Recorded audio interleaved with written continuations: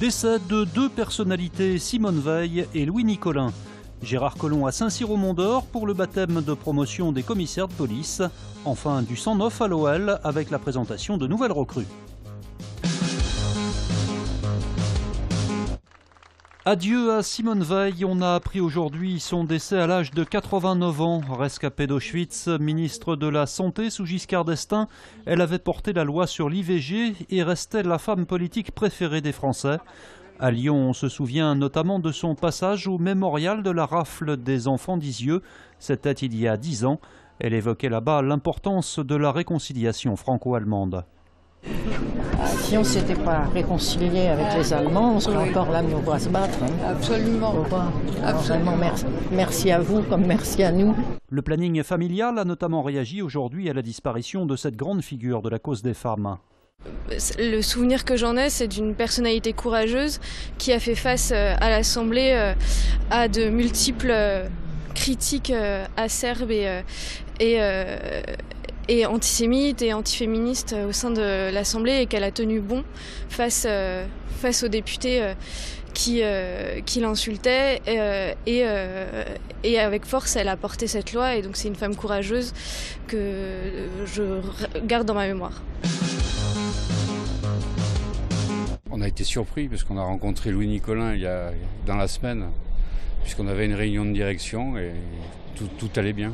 Au lendemain du décès de Louis Nicolin, ses salariés ont encore du mal à réaliser. À Saint-Fond, où se trouve le siège du groupe spécialisé dans la gestion des déchets, créé il y a plus de 50 ans par Marcel, le père de Louis, l'émotion était encore vive ce matin. C'est un grand homme pour nous.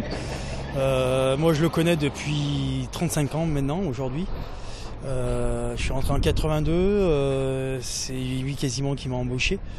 Et voilà, donc on est vraiment triste. Connu pour sa gouaille et ses coups de sang sur le bord des terrains, Louis Nicolin n'en était pas moins resté un chef d'entreprise avisé, toujours proche de ses employés. Tout le monde le connaît au travers, bien sûr, des médias par rapport au sport, de ce qu'il présente.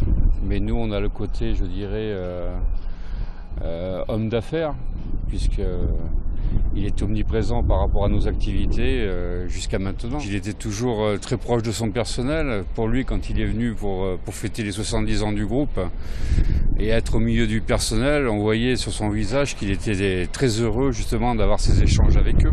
Si le caveau familial est situé à Saint-Fond, pour l'heure, aucune information quant au lieu d'inhumation de Louis Nicolin n'a été communiquée. Gérard Collomb de retour ce matin dans la région. Le ministre de l'Intérieur s'est rendu à Saint-Cyr-au-Mont-d'Or pour la traditionnelle cérémonie de sortie des élèves de l'École nationale supérieure de la police.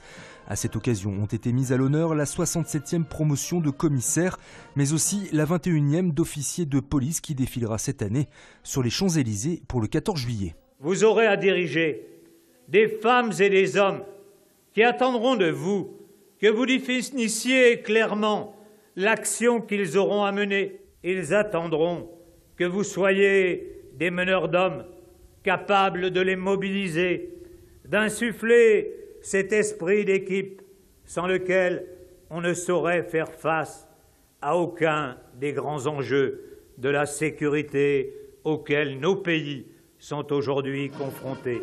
Cette année, 119 commissaires et officiers de police sont sortis de l'établissement rhodanien.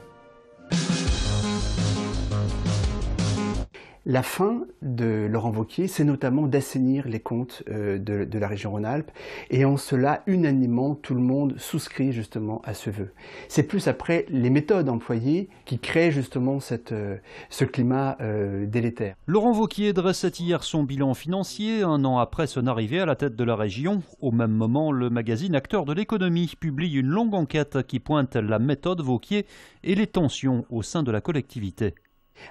Il y a des cas de burn-out, il y a des cas de bore-out. Bore-out, on connaît moins ce terme-là. Il s'agit de salariés qui sont mis au placard, à qui on ne confie plus aucune tâche, aux mails desquels on ne répond même plus, des gens que l'on ignore pour qu'à un moment ou un autre, d'eux-mêmes, ils décident de partir.